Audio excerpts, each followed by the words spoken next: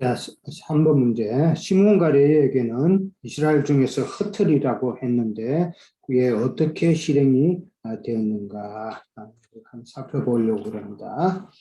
자, 흩어진다는 말이 오늘 나왔죠. 예, 7절. 그들은 야곱 중에서 나누며 이스라엘 중에서 흩틀이로다라고 나왔어요.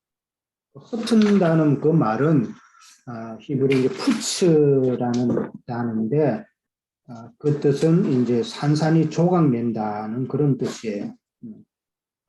그러니까 흩는다는 그 단어가 이제 생각해 보면은 이렇게 저 어릴 때 키질 하는 거 보셨죠? 네. 네, 키질 하는 거. 그거 생각하시면 돼요. 네. 키질은 알곡은 안으로 들어오고 죽정이는 바깥으로 나가서 다 흩어지죠. 그 말은 영적 이스라엘 총회 중에서 흩어짐을 당한다는 그런 의미로 이해를 하면 됩니다. 그러니까 뭐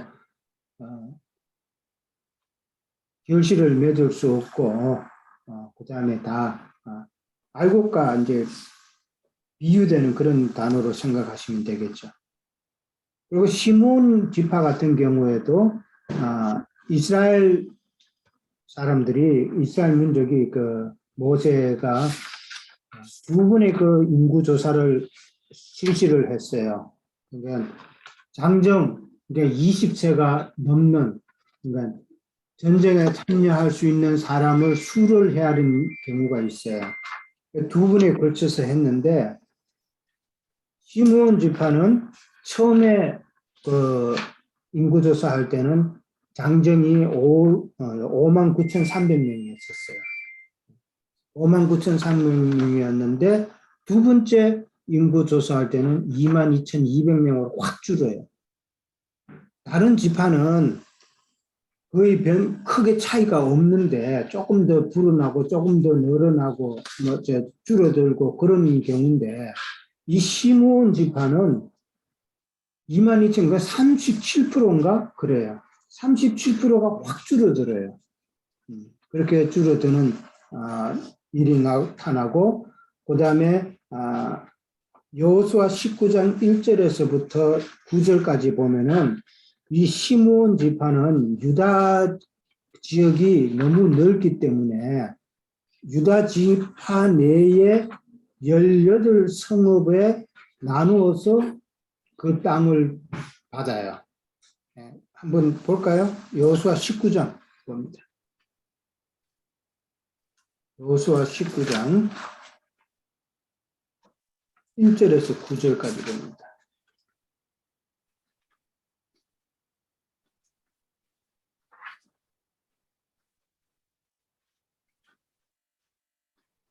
자, 19장 읽습니다. 둘째로 시므온 곧 시므온 자손의 지파를 위하여 그들의 가족대로 제부를 뽑았으니 그들의 기업은 유다 자손의 기업 중에서라라고 나오죠.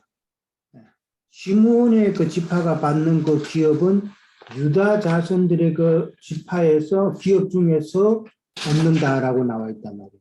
그러니까 유다 지파 내에 몇 성읍이냐면은 그 5절에 보면은 6절이죠. 13성읍이 먼저 나와요. 그 다음에 7절에 보면은 4성읍이 또 나와요.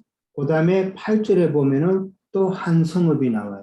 그러니까 유다 지파 내에 18성읍을 므낫세 지파가 분배를 받아요. 그러니까 자기의 독립적인 그런 땅을 못 받는 거죠. 그러고 나서 그걸 갖다가 나중에 시간이 지남으로 말미암아서 결국은 그 유다 지파 내에서 또 흡수돼서 다 없어져 버리는 거예요. 그렇게 므낫세 지파가 나중에 그렇게 실행이 되고, 그 다음에 레위 지파는 땅이 있어요, 없어요? 없죠. 왜 없어요? 네, 제사장 직분이기 때문에 자기 지파에 땅이 없다는 말은, 그러니까 하나님의 일을 하는 사람은 세상 것을 취해서는 안 된다는 그런 교훈이에요. 레위 제사장들이 땅이 없는 거는. 하늘의 것을 추구해야 되는 제사장의 직분이다. 우리도 지금 제사장이면은 땅의 직분을 취하려고 그렇게 하지 마라. 하늘의 것을 사모하라는 그런 영적 가르침이에요.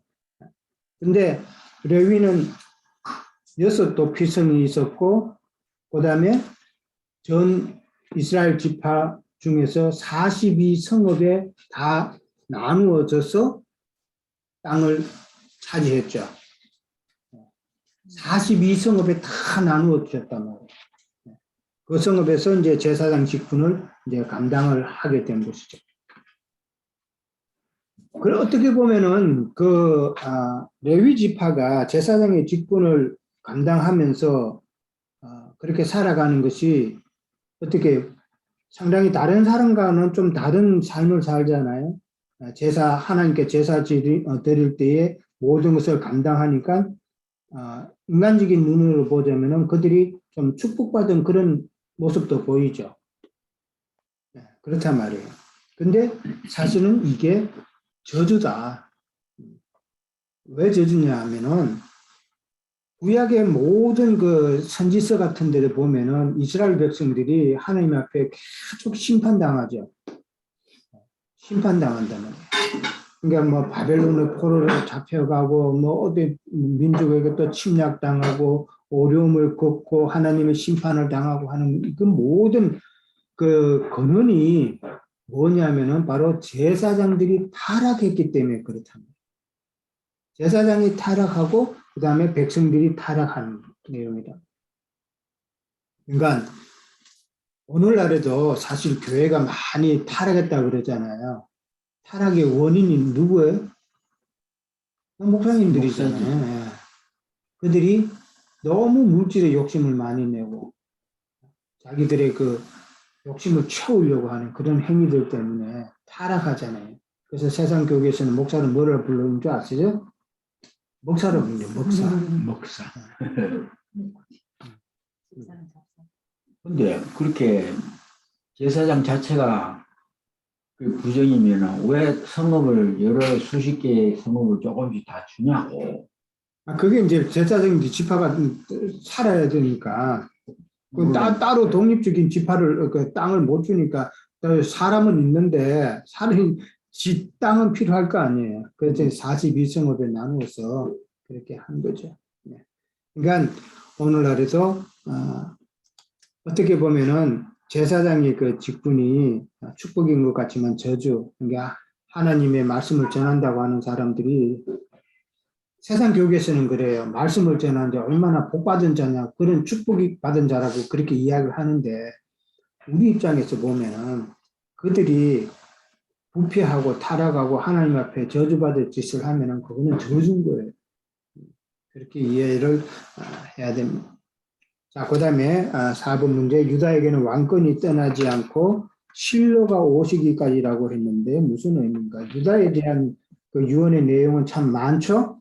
다른 형제들은 적은데 유다에 대한 역사는 많아요.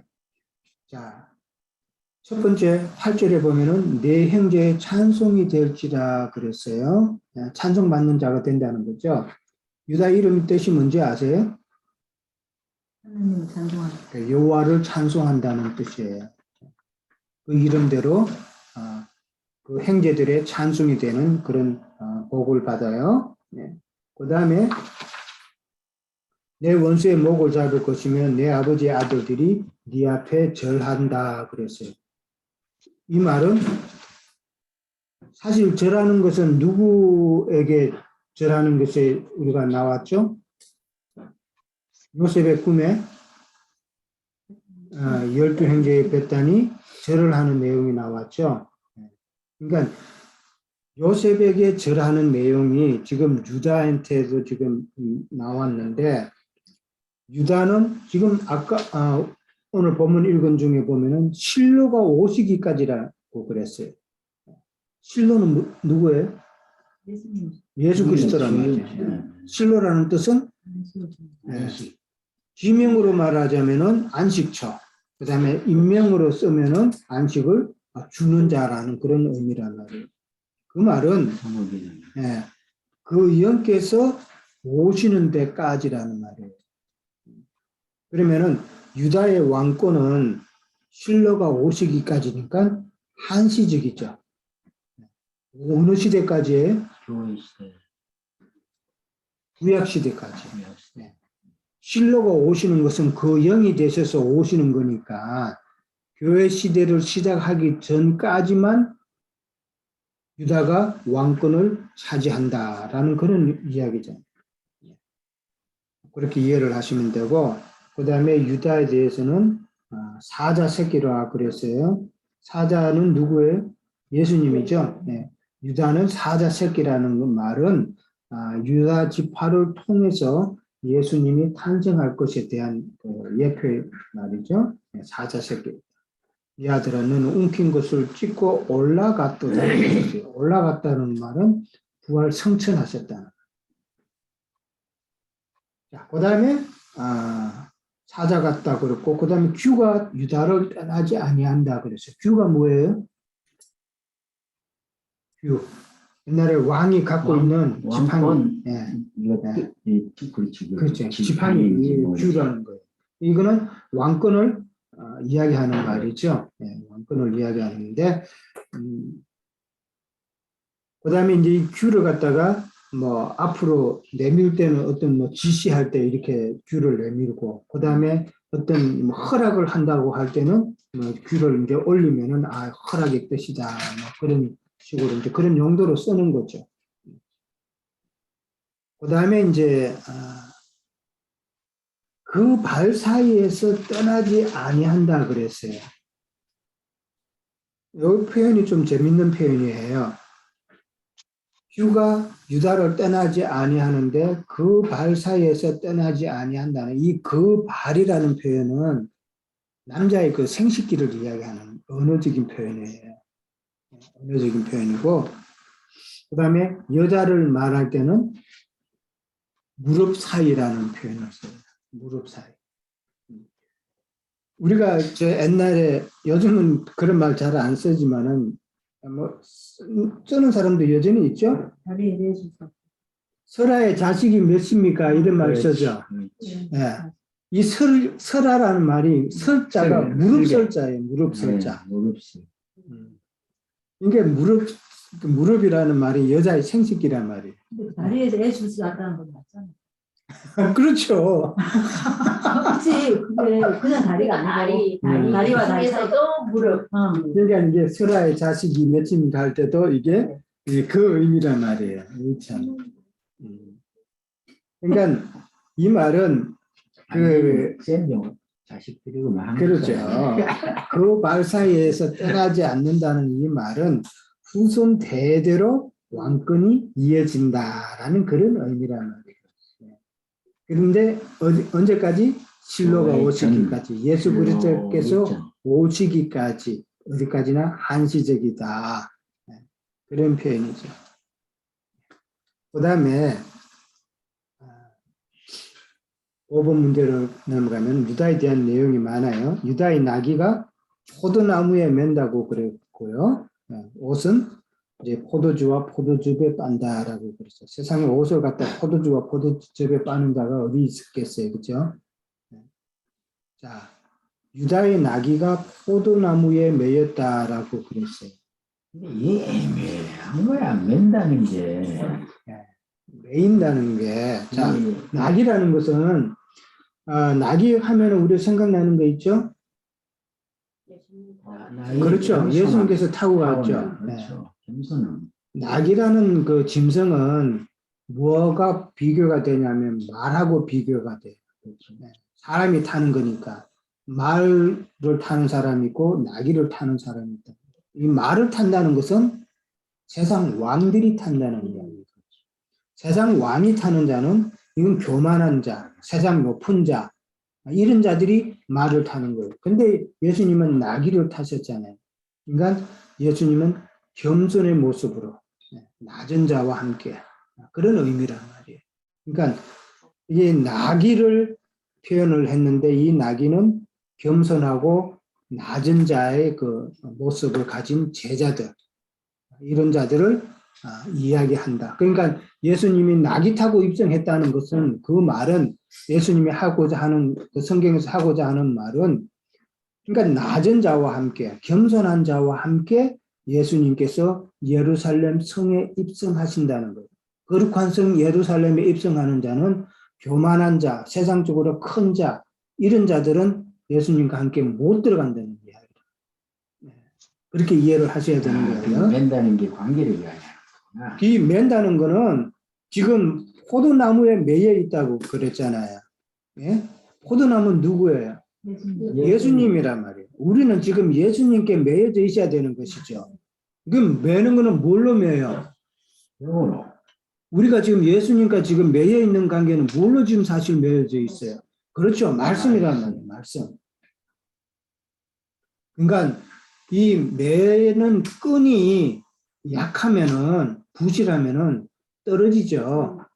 그러나 우리는 진리의 말씀으로 강하게 매여져 있으면 이건 강하게 붙잡힌 됩니다. 매여 있다는 말은 신약의 표현대로 하면 내가 주님 안에 주님이 내 안에 거하시는 그 모습이랍니다. 내가 주님 안에 거하고 주님이 내 안에 거하는 그 매는 끈은 바로 진리의 말씀이라는 것이죠. 진리의 말씀을 알지 못하면은 언젠가는 떨어져 나가는 거죠. 풀어서 떨어져 나간다는 이야기란 말이에요. 그걸 우리는 반드시 또 생각을 해봐야 됩니다. 자, 근데 옷하고 그 다음에 복장이라고 그랬어요. 옷하고 복장을 포도주에 빨고 포도즙에 빤다고 그랬어요. 이 옷하고 복장이라는 말은 겉옷을 상징하는 이야기예요. 겉옷은 이미 인자 예수님의 그 피에 푹 뿌려진 옷이란 말이에요. 예, 구속의 옷이죠. 근데 포도주와 포도즙이라는 것은 그 영이란 말이에요. 예. 포도주는 항상 그 영을 상징하는 것이니까. 그 영의 말씀으로 우리는 또 정결케 함을 받아야 된다는 것이죠. 이해됐어요? 그렇게 이해를 하시면 됩니다. 그 다음에 그 눈이 붉고 이가 희다 그랬어요. 이 말은 예수 그리스도께서 주시는 그 영적인 풍요함을 상징하는 말이에요. 영의 그 풍요로움을 느낄 것이다, 누릴 것이다. 그런 의미로 보면 됩니다. 참 유다에게 그 주시는 그 축복이 엄청나죠? 예. 그러니까 유다는 왜 그렇게 됐어요? 로벤과 시므온과 레위하고는 다르게 참 자기를 헌신할 줄 알고 그 다음에 성질이 급하게 행동한 적도 없고 우리는 지금까지 쭉 공부해 왔죠. 예. 로벤은 자기 자식을 담보로 했지만은 유다는 자기 생명을 담보로 했단 말이에요. 이게 바로 장자의 그 덕목이다. 왜냐하면 그 우물을 열 때도 그렇죠. 한다. 그런 모습을 우리는 생각을 해봐야 된다. 자, 그 다음에 6번 문제. 스불론에게는 뱀에는 해변에 거주하게 된다고 그랬는데, 이게 무슨 뜻인가? 해변에 거주한다 그랬어요. 이제 자기네들이 스불론 지파가 분배받을 것처럼 해변에 이제 거주하게 되는데, 그 해변은 뱀에는 해변이라 그랬다. 뱀에는 해변이라는 말은 항구. 그렇죠. 항구 도시라는 거. 배가 왔다 갔다 할 수 있는 그냥 바닷가가 아니라 항구 시설이 갖춰져 있는 배가 왔다 갔다 할 수 있는 그 말인데 이 말은 이방 나라의 그 항구 도시를 갖다가 기업으로 주겠다라는 이야기입니다. 항구 도시. 그러니까 항구 도시는 무엇에 또 의미가 있냐면은 바나바와 바울이 배 타고 전도 여행을 했죠. 여러 가지 지역으로 다 1차 전도 여행, 2차 전도 여행, 3차 전도 여행 갈 때마다 항구에서 배로 타고 그렇게 갔단 말이에요. 그거에 대한 생각을 하시면 쉽게 이해가 되고, 그러니까 전도자를 통해서 각각 교회가 세워질 것에 대한 예언적인 축복이다. 스불론에게. 스불론이라는 이름의 뜻도 거한다는 그런 뜻이에요. 거주지 그런 의미예요. 자, 그 다음에는 이제 이사갈입니다. 자, 이사갈에게도 좀 특이하게 좀 말씀을 하셨죠. 이사갈은 양의 우리 사이에 꿇어 앉은 건장한 낙이다라고 했습니다. 아까 저 유다에게서도 낙이라는 표현이 나왔죠. 지금도 또 낙이라는 표현이 나왔어요. 낙이는 그럼 어떤 존재? 말씀 전하는 자가. 마귀는 이게 이동을 하잖아요. 그렇죠? 이동을 한다는 것은 복음의 말씀을 가지고 전도해서 그렇게 생활하는 것을 말하는 거예요. 자, 그러니까 나귀는 그 전도자인데, 근데 우리가 배울 때 나귀는 또 뭐가 세요? 고집이 세잖아요. 고집이. 그러니까 그 고집이 안 꺾어지면은 차라리 목을 꺾어야 됩니다. 목을 꺾으면 죽죠. 근데 이 나귀는 목이 꺾어지는 게 아니라 이 순종하는 나귀란 말이에요. 순종이 되어진 나귀는 하나님의 말씀을 전가하는 전도자가 된다는 거죠. 자, 근데 이사갈은 양의 우리 사이에 꿇어 앉은 낙이라고 그랬어요. 이쪽 양무리가 있고 이쪽 양무리가 있다. 그건 그 무슨 의미예요? 주님의 뽑은 12사도들하고 그다음에 혈통인 12지파죠. 그에 같이 전도를 위해서 할례자하고 무할례자들 사이에 운신을 받은 사도실의 중생들의 종이라는 이야기. 근데 양의 그 두 무리라는 거는 이제 쉽게 말해서는 구약의 양무리들과 신약의 양무리들 그 두 무리 사이에 있다 이 말이에요. 그러니까 이 말은 사도 시대 때를 우리가 생각해 봐야 돼요. 예수님 오시고 부활승천하시고 그 영으로 오셔서 사도들이 하나님의 말씀을 전거할 때에 구약 백성들에게도 말씀을 전거해서 예루살렘 교회가 세워졌죠. 예루살렘 교회는 유대인들의 그 교회란 말이에요. 유대인들에게 말씀을 전해서 세워진 교회고, 그래서 예루살렘 교회는 아직도 유대인들의 그 율법 습성이 남아있는 그런 교회란 말이에요. 그러고 난 다음에 바울을 통해서 전거할 때, 그 다음에 전도할 때는 그 거점이 어디였었어요? 안디옥 교회라는 거예요. 안디옥 교회. 안디옥 교회를 통해서 이제 또한 이방인의 전도가 시작이 되고 거기서 이제 번성해 나가는 것이죠. 그러니까 양의 우리 사이에라는 것은 구약의 양무리와 신약의 양무리 그 사이에서 복음을 전하는 사도들을 상징하는 그런 표현이다. 그렇게 이해를 하시면 됩니다. 그 다음에 이제 그 15절에 보면은 그는 쉴 곳을 보고 좋게 여기며 토지를 보고 아름답게 여겼다 그랬어요. 자, 이게 무슨 말일까? 쉴 곳을 보고 좋게 여겼다. 우리는 어디에서 쉬어야 돼? 우리는 세상 일이 바쁘다 보면은 쉬지 못하고 그럴 때 우리는 말씀을 통해서 우리는 쉼을 얻어야 되는 거예요.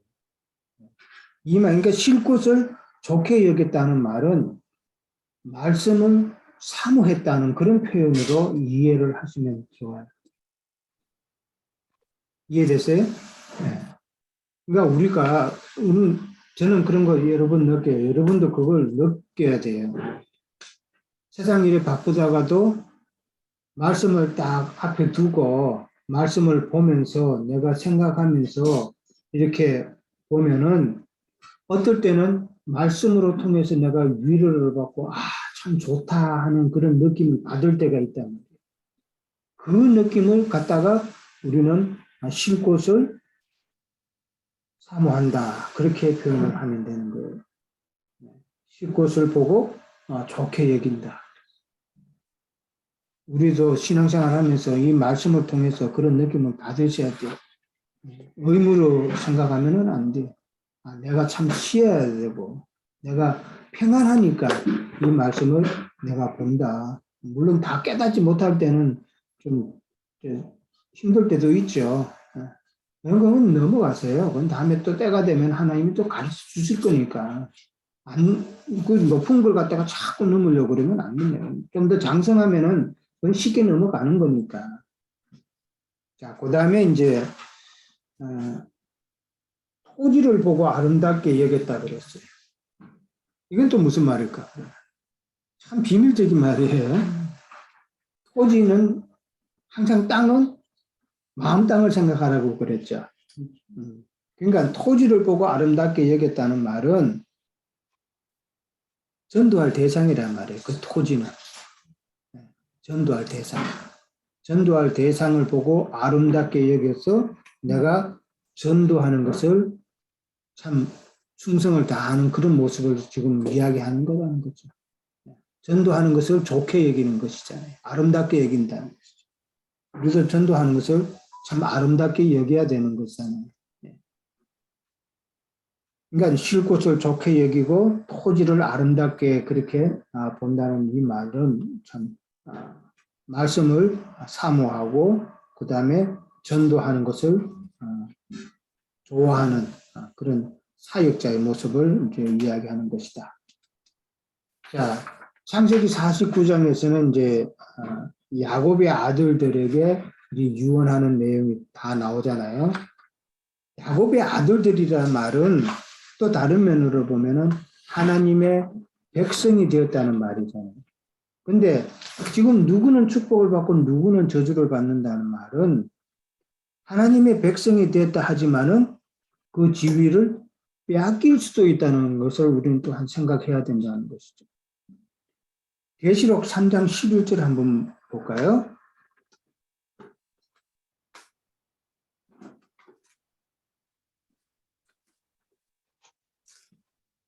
계시록 3장 11절 한번 다 같이 읽어요. 402페이지쯤에 같이 읽습니다. 내가 속히 오리니 네가 가진 것을 굳게 잡아 아무도 네 면류관을 빼앗지 못하게 하라. 자, 이 말이 무슨 말이에요? 네가 믿음을 굳게 지켜서 아무도 네 면류관을 빼앗지 못하게 한다는 이 말은 면류관을 빼앗길 수도 있다는 말이죠. 예, 다른 면으로도 생각해 봐야 되는 거예요. 그러니까 면류관을 빼앗길 수 있는 그런 잘못된 신앙생활을 하지 말라는 경고의 말씀이단 말이에요. 그러니까 오늘 지금 이 이스라엘의 그 유언이 우리는 야곱의 아들들에게만 해당되는 게 아니라 영의 말씀이기 때문에 우리는 우리 모두에게 다 해당되는 말이에요. 하나님을 믿는다고는 모든 자에게 해당되는 말이에요. 그러니까 우리는 그 믿음의 결과에 따라서 어떤 교회 생활을 실행하는가에 따라서 누구는 축복을 받고 누구는 저주를 받는다. 면류관을 빼앗기지 않게 하기 위해서는 우리는 온전한 믿음의 삶을 굳건히 잡고 가야 된다는 교훈을 우리는 받아야 된다는 것이죠. 오늘은 여기까지 합니다.